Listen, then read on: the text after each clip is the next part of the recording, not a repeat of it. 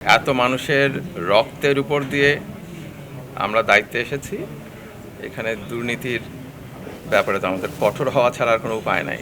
আমাদের এইখানে কিছু পরিবেশ বান্ধব কাজ করার ব্যাপারে চেষ্টা আছে। আমরা আমাদের কাজগুলো করার জন্য তো দায়িত্ব, যেটুকু জনগণের এই আন্দোলনের মধ্যে দিয়ে এত মানুষের রক্তের উপর দিয়ে আমরা দায়িত্বে এসেছি।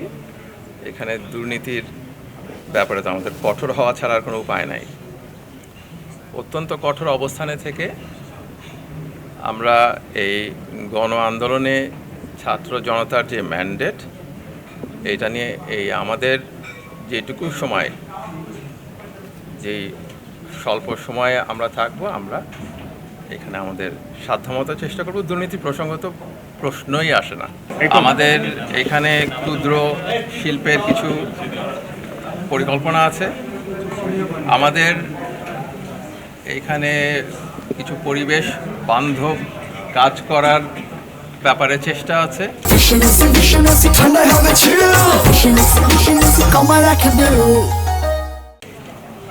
যেমন সাভারের চামড়া প্রক্রিয়াজাতকরণ শিল্প, ওইটাকে একটু আরও এগিয়ে নিয়ে যাওয়া এবং পরিবেশ বান্ধব অবস্থায় জাহাজ শিল্পের ক্ষেত্রেও যেন এই পরিকল্পনাটা থাকে।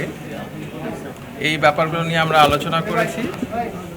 আমরা প্রত্যেক দিনই বসবো এবং কাজটা এগিয়ে নিয়ে যাওয়ার জন্য যা করা দরকার আমরা করব। চমৎকার টিম এখানে, এই টিমের প্রত্যেকেই অ্যাক্টিভ। আমরা চেষ্টা করব, আপনারা আমাদের সহযোগী হিসাবে আমাদের সবসময়ই পাবেন। আমরা তো ডেফিনেটলি মোকাবেলা করব, যেটা বললাম যে জিরো টলারেন্স থাকবে আমাদের দুর্নীতির ক্ষেত্রে, এবং আমাদের টিম এই ব্যাপারে সজাগ থাকবেন।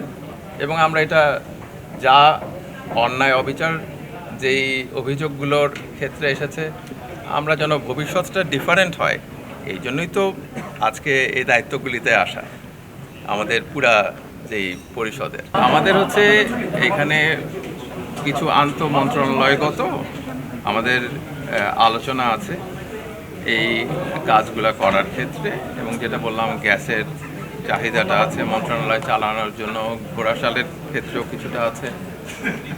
আমরা এটা আরও দেখছি।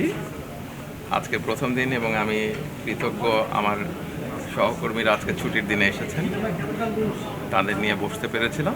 সার আমদানির ব্যাপারটা এটা আমরা প্রায়োরিটির মধ্যে রেখেছি, যাতে গ্যাসের কারণে এই সমস্যাটা আমরা অ্যাড্রেস করতে পারি।